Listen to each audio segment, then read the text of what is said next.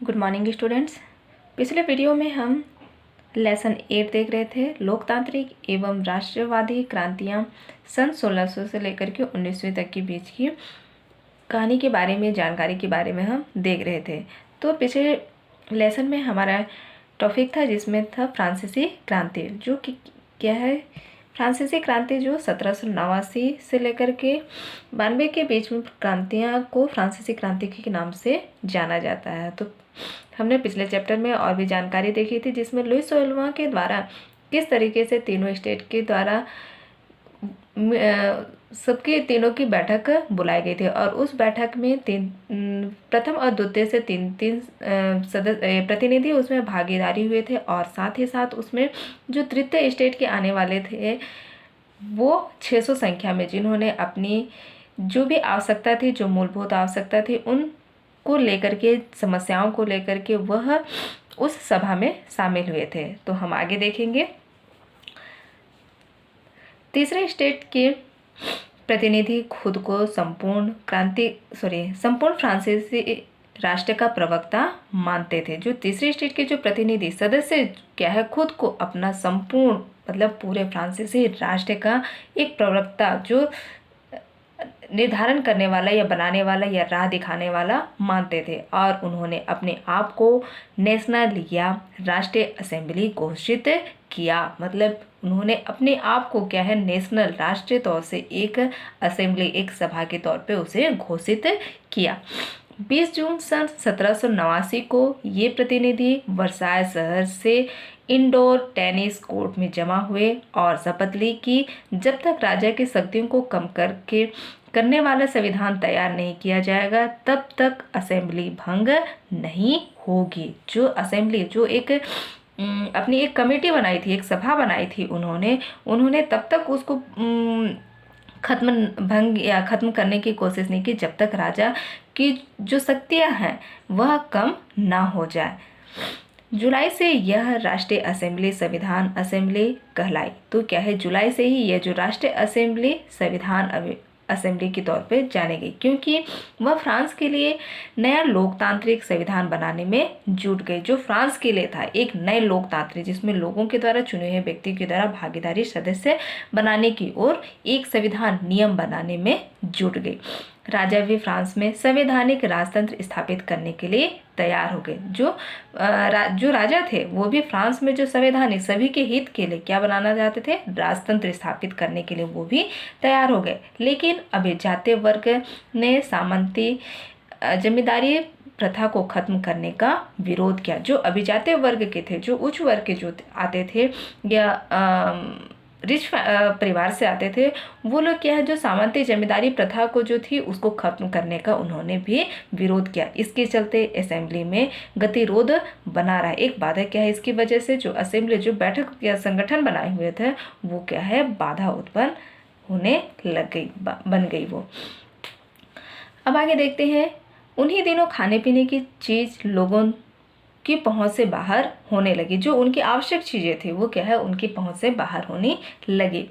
ठंड के कारण फसल खराब हो गई और पाव रोटी की कीमत में भारी बढ़ोतरी हो गई। एक दिन पेरिस नगर में गुस्साई औरतों ने भीड़ ने दुकानों पर धावा बोल दिया। मतलब उन्होंने दुकानों पर जा करके जोर शोर से वहां पे अपना धावा बोल दिया। शक्तिपूर्वक लोगों को नियंत्रित करने के लिए राजा ने सेना को आदेश दिया। इससे क्रोधित भीड़ ने 14 जुलाई सन 1789 को बास्ती किले की जेल पर हमला बोल दिया, जो राजशाही के क्या था, प्रतीक माना जाता था। तो उन्होंने क्रोधित होकर के 14 जुलाई सन 1789 को जो बास्ती किले की क्या थी, जेल थी, उस पर उन्होंने धावा बोल दिया, जो क्या है, राजशाही का एक प्रतीक माना जाता, जो राजा महाराजाओं के द्वारा। वहां का कमांडर मारा गया और कैदियों को आजाद कर दिया गया। इस घटना से प्रेरित होकर फ्रांस से बहुत से शहरों में जनता ने विरोध कर दिया और सत्ता को अपने हाथों ले लिया। इस तरीके से क्या है, घटना बहुत ही ज़्यादा प्रभावशाली होने लगी और जो फ्रांस के जो शहर थे, जनता ने अपनी जो विद्रोह करते हुए उन सारी ताकत या जो शक्ति थी वो अपने हाथों में ले लिया। गांव में किसानों ने सामंतों के खिलाफ बगावत कर दी। जो सामंत जो गांव के किसानों से क्या है लगान वसूल करते थे, कर वसूल करते थे, उन पर मनमाने तरीके से शोषण करते थे, तो उन लोगों पर किसानों ने क्या कर दिया, बगावत कर दिया, उनके खिलाफ जंग छिड़ गई। यह अफवाह फैल गई कि सामंत किसानों व फसलों को तबाह करने के लिए अपनी सेना भेज रहे हैं। भय के मारे किसानों ने कुदाल और हंसिया लेकर सामंतों के महल पर आक्रमण कर दिया। तो ये सब जो अफवाह फैलाई गई थी, तो इस अफवाह से उन्होंने विरोध करते हुए किसानों ने या डर के मारे उन्होंने हथियार अपने साथ लेकर के क्या है सामंत जो थे उन पर, उनके महलों पर उन्होंने भी आक्रमण कर दिए। विद्रोही किसानों ने जमींदारों के अन्न भंडारों को लूट लिया और लगान संबंधी दस्तावेजों को जलाकर रख दिया। जो दस्तावेज थे उन्हें भी जला करके राख कर दिया और लूट भी गए। जो उन्होंने संग्रहित किए थे, जो अनाज भंडार थे, वो भी लूट लिए गए।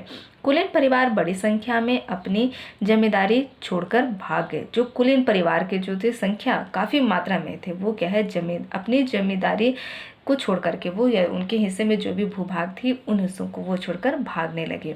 उनमें से अनेक ने पड़ोसी देशों में जाकर शरण ली, मतलब अपने आप को बचाने के लिए वो पड़ोसी देशों से मदद की और वो वहाँ जाकर रहने लगे।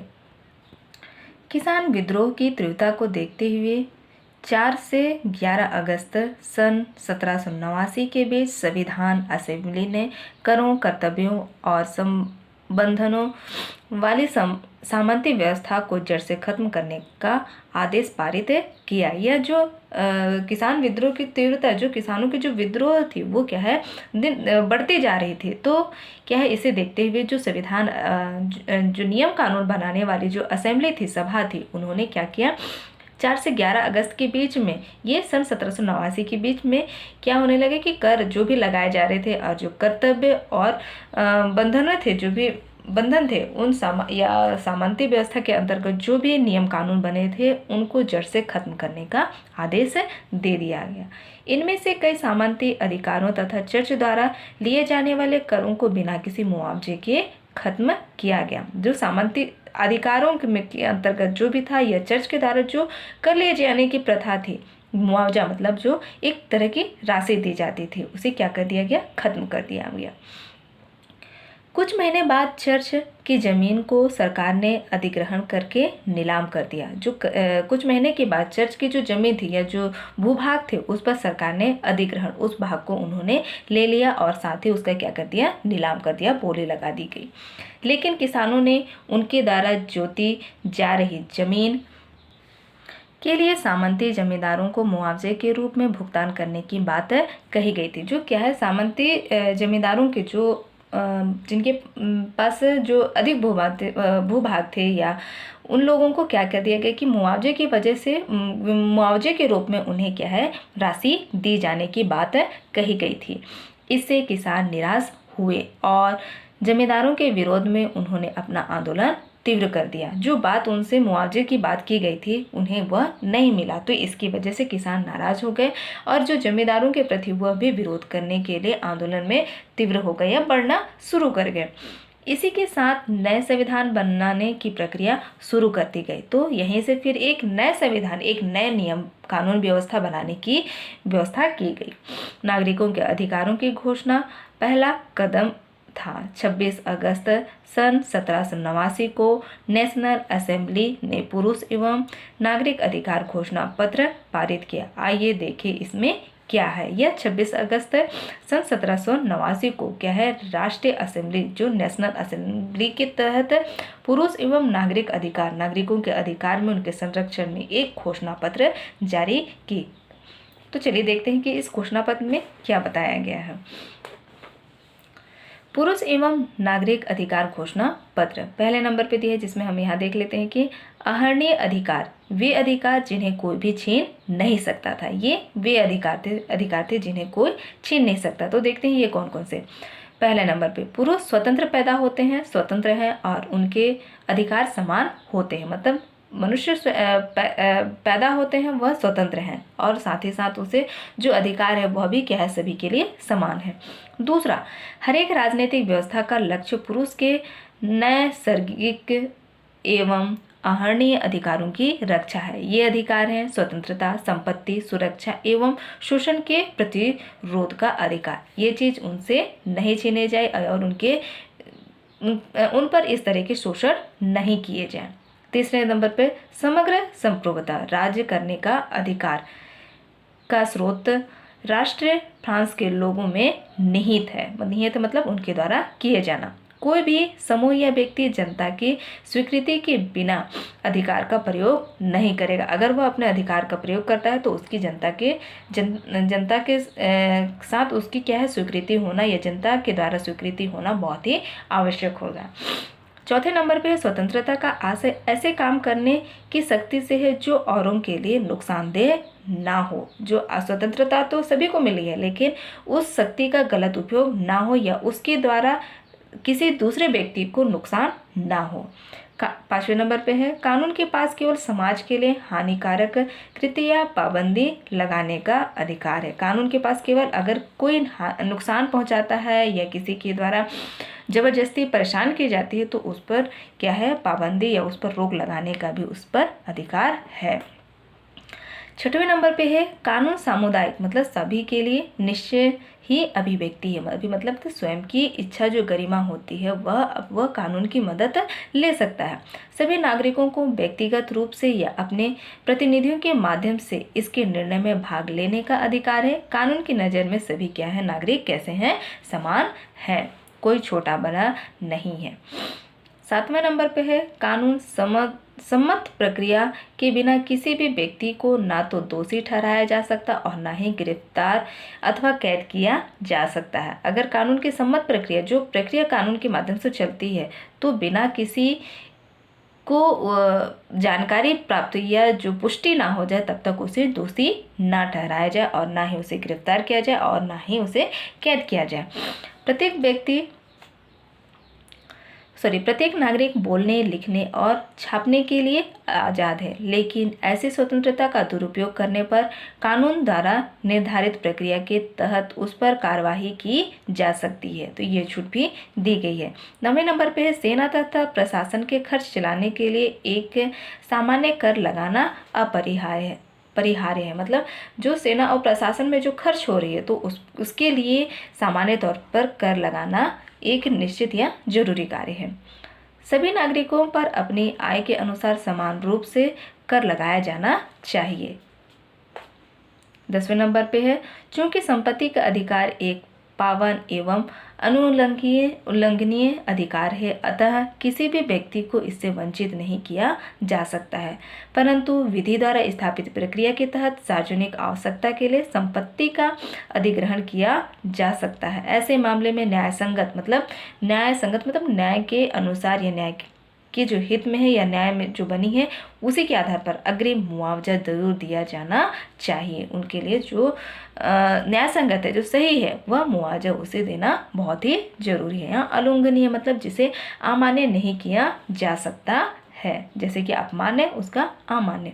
तो यहाँ पे स्थिति बताई कि किस तरीके से अधिकार को छीना नहीं जा सकता है और कुछ अधिकार जो दिए हैं उसे अमान्य नहीं किया जा सकता है, जो मानव के या नागरिकों के हित में बनाए गए अधिकार हैं या उनका पालन करना जरूरी है।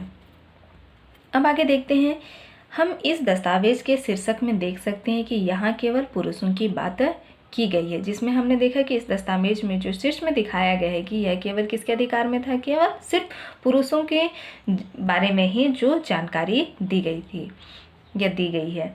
19वीं सदी तक लोकतांत्रिक चिंतकों तथा आंदोलनों में पुरुषों की स्वतंत्रता की बातें कही गई। वे मानते थे कि महिलाओं का कार्यक्षेत्र घर के अंदर है और उन्हें सार्वजनिक जीवन में प्रवेश नहीं करना चाहिए। जैसे उस दस्तावेज में जो हमने अभी पढ़ा उसमें क्या है, सिर्फ पुरुषों के अधिकारों की बात कही गई है, जिसमें महिलाओं के कार्यक्षेत्र को यहाँ क्या बताया गया है कि केवल सिर्फ वो घर के अंदर तक ही, उन्हें सार्वजनिक की मतलब जो बाहरी जीवन का जो है उसमें प्रवेश नहीं करना चाहिए कहा गया है। इस कारण सार्वजनिक क्षेत्र के अधिकार को केवल पुरुषों के लिए रखा गया। इसी धारणा के चलते फ्रांसीसी क्रांति में भी महिलाओं को मताधिकार नहीं दिया गया और उन्हें पुरुष और नागरिक अधिकारों के दायरे से बाहर रखा गया, जिसमें अभी हमने पढ़ा कि दस्तावेज में कि किस तरीके से उसमें वहाँ पुरुषों के अधिकार को हुई सर्वोच्च बताया गया है। तो उसी से कि यहाँ पर फ्रांसीसी में इसी के चलते, इसी धारणा के चलते क्या होने लगे कि फ्रांसीसी जो क्रांति में महिलाओं के जो भी अधिकार हैं वह नहीं दिए गए। सिर्फ क्या है, पुरुषों और नागरिकों के अधिकार में उन्हें उनसे बाहर रखा गया है। इस विचारधारा का विरोध सन 1791 में ही शुरू हो गया, जब कई महिलाओं ने इस बात का विरोध किया।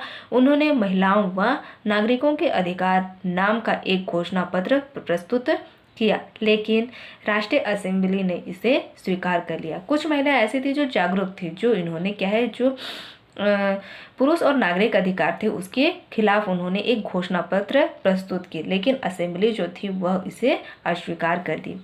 तब वे महिलाओं के लगातार संघर्ष के कारण 20वीं सदी की शुरुआत में महिलाओं को मताधिकार जैसे नागरिक अधिकार मिल सके हैं। तो ये क्या था, उनके द्वारा जो प्रयास किया गया, उनके द्वारा जो अपने अधिकारों की जो मांग की वजह से और वो लगातार क्या है, संघर्ष करते गए, तब जाकर के उन्हें 20वीं सदी के शुरुआती दौर में उन्हें क्या है, मताधिकार, अपने मतों का अधिकार या अपनी जो भी इच्छा थी या जो महिलाओं के संरक्षण में जो अधिकार बने थे वह अधिकार उनको मिल सके हैं। अब हम आगे देखेंगे सन 1791 का नया संविधान। तो इन नया संविधान में या नए संविधान में किस तरीके से नए संविधान बने इसके बारे में देखेंगे। इसके तहत फ्रांस के राजा की शक्तियों को सीमित किया गया। तो किस तरीके से यहाँ लोकतांत्रिक शासन धीरे धीरे क्या है, बढ़ती जा रही थी और राजा की शक्तियाँ जो थी वह सीमित होती जा रही थी या कम होती जा रही थी।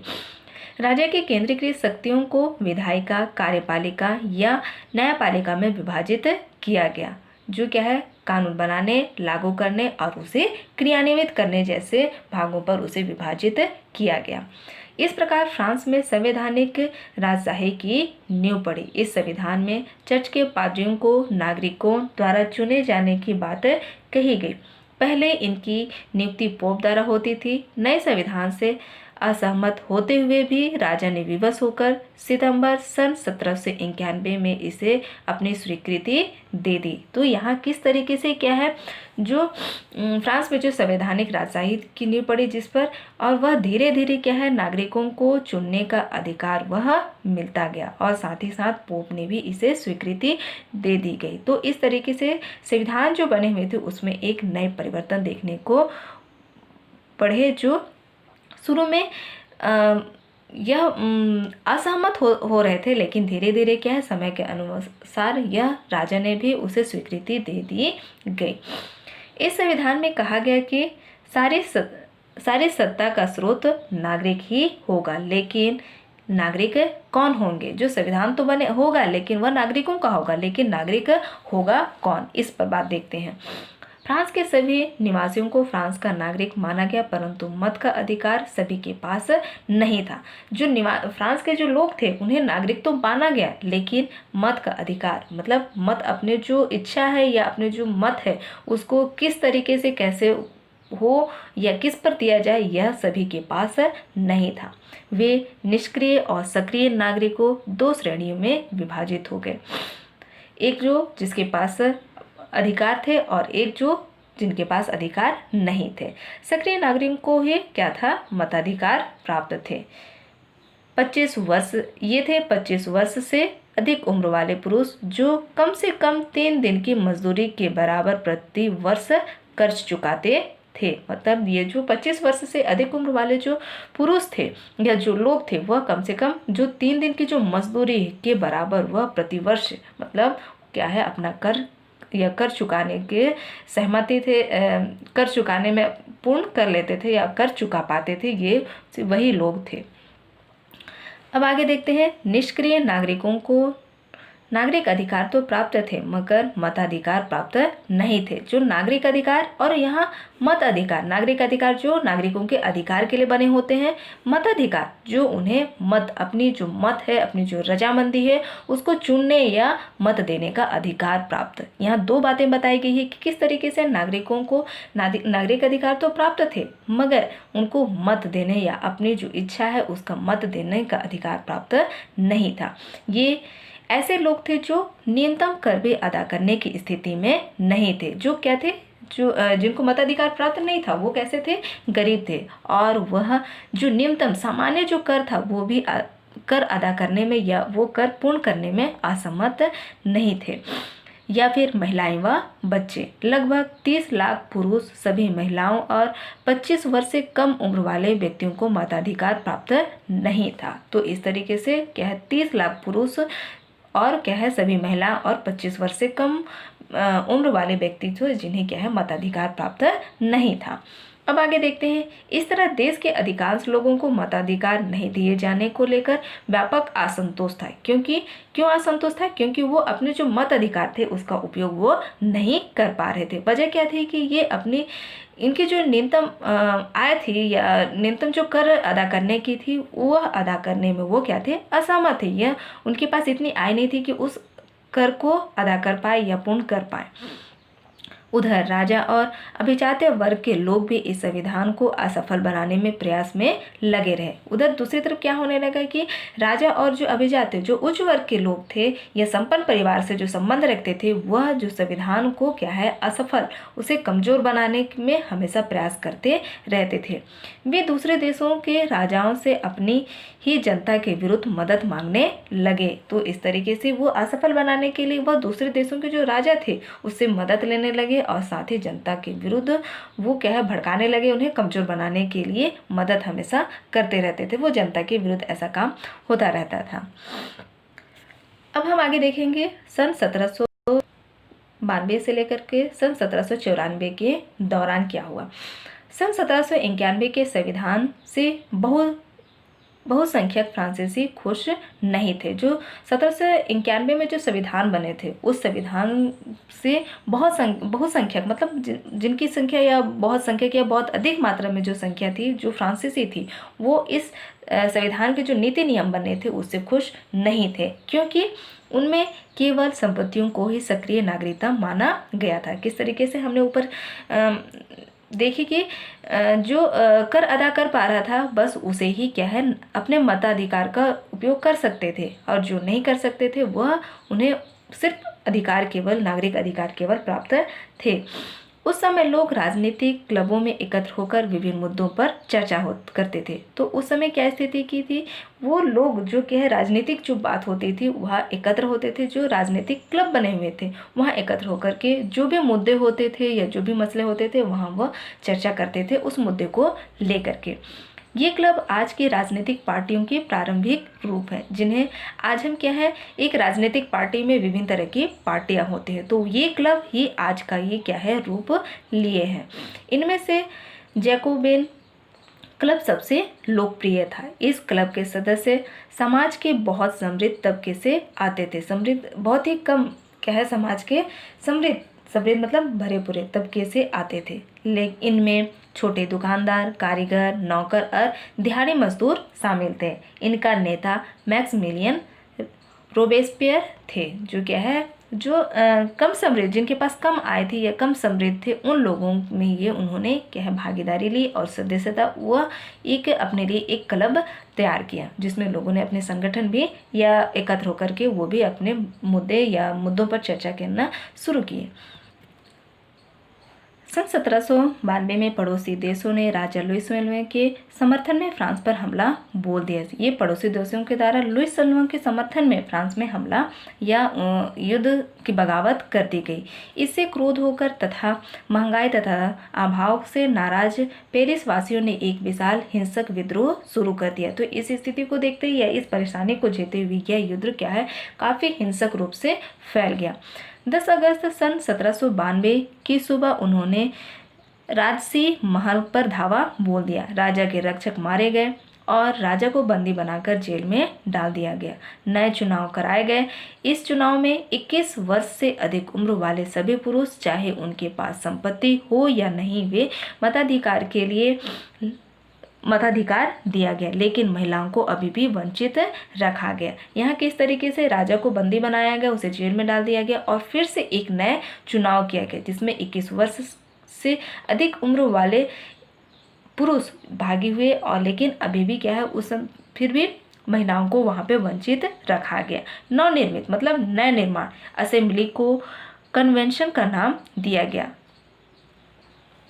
जिनमें 21 सितंबर सन 1792 को राजतंत्र का अंत करने की घोषणा की गई। राजतंत्र जिसमें क्या है, राजा महाराजाओं या उनके इच्छा अनुसार शासन की जाने की जो बात थी, उस घोषणा को वहां समाप्त कर दिया गया। फ्रांस को गणतंत्र घोषित किया गया। गणतंत्र का अंत है जहां सरकार के प्रमुख का चुनाव कौन करती है, जनता के द्वारा चुनी जाती है। लुई 16वां और बाद में उसकी पत्नी मेरी को देशद्रोह के अपराध में मौत की सजा सुना दी गई। इस तरीके से क्या है, वहाँ पे उन्हें क्या है, इल्ज़ाम लगाया गया और उसने देशद्रोह के अपराध में उन्हें मौत की सजा सुना दी गई। ये क्या है, 1792 में जब राजतंत्र का अंत हुआ, उसके बाद में एक नए गणतंत्र की घोषणा की, उसके बाद की स्थिति है। उसके बाद जो लुई 16वां और उनकी पत्नी थी, उन्हें क्या है, मौत की सजा सुना दी गई।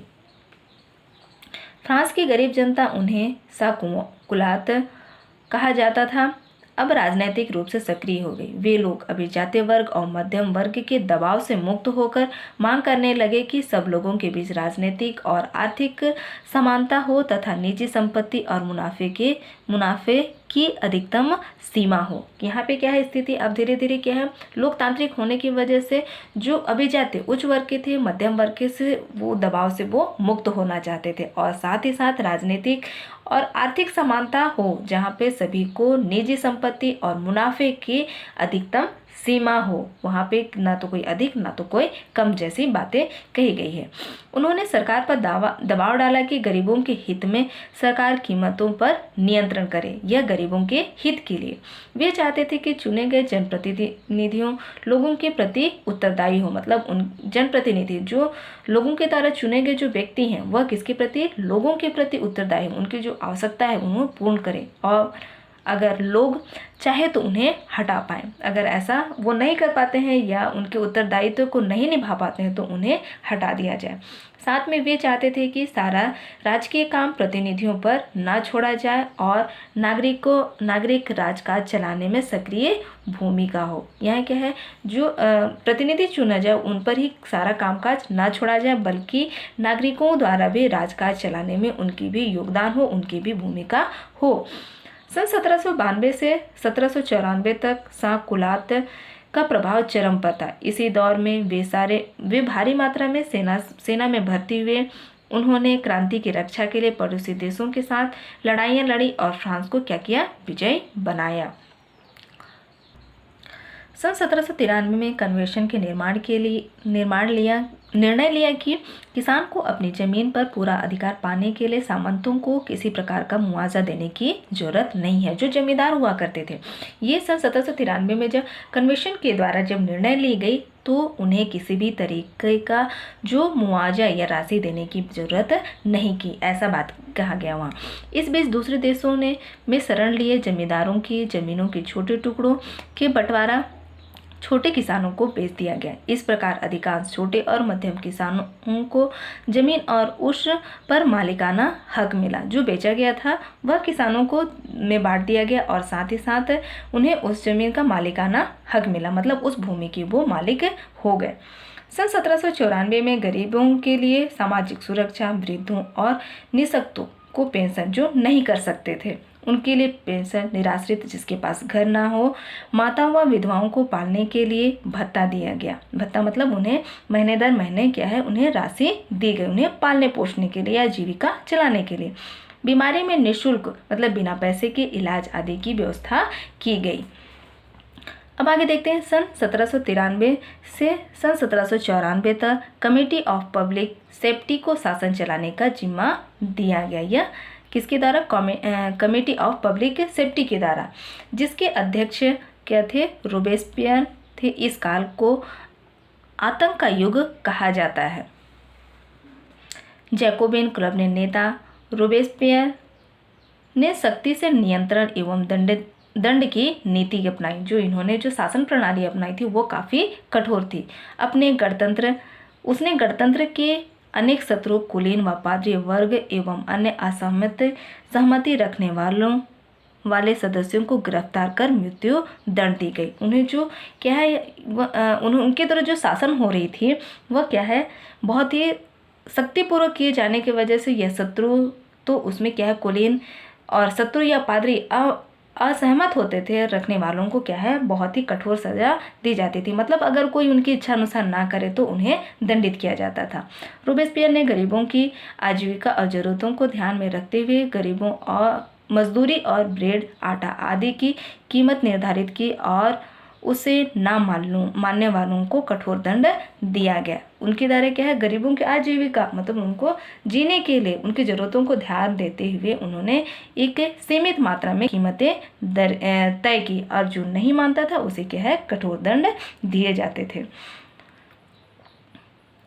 रोबेस्पियर ने अपनी नीतियों को इतनी सख्ती से लागू किया कि उसके समर्थक भी उससे परेशान हुए। मतलब जो उसकी नीति थी या जो नियम बने थे वह काफ़ी कठोर थे, जिसको पालन करने वाले अगर नहीं मानते थे तो वो काफ़ी परेशानी या उन्हें कठोर दंड दिया जाता था। तो जो उनके साथ जो काम करते थे या उनके जो समर्थक थे जो उन्हें मानते थे वह भी परेशान हो गए। अंततः जुलाई सन 1794 में न्यायालय ने उसको मौत की सजा दी गई। रोबेस्पियर की सरकार से पतन के बाद सत्ता धनी वर्ग के हाथ में आ गई। उन्होंने गरीब वर्ग के पुरुषों का मताधिकार फिर से समाप्त कर दिया गया। इसी तरीके से क्या हुआ कि सन 1794 में जब न्यायालय के द्वारा क्या है रोबेस्पियर को क्या है मौत की सजा दे दी गई और फिर से समाज में क्या है धनी वर्ग ऊपर आने लगे और गरीब वर्ग के जो पुरुष थे जो अधिकार मिले थे वह उनसे छीन लिए गए।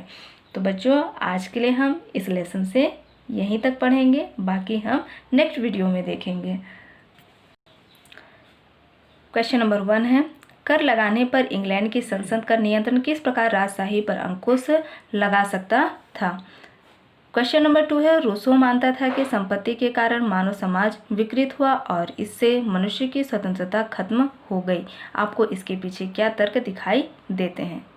क्वेश्चन नंबर 3 है आपका अमेरिका के स्वतंत्रता संघर्ष के पीछे क्या कारण थे अपने शब्दों में समझाइए। ये होमवर्क दिए जा रहे हैं। आज के लिए इतना ही। Thank you students.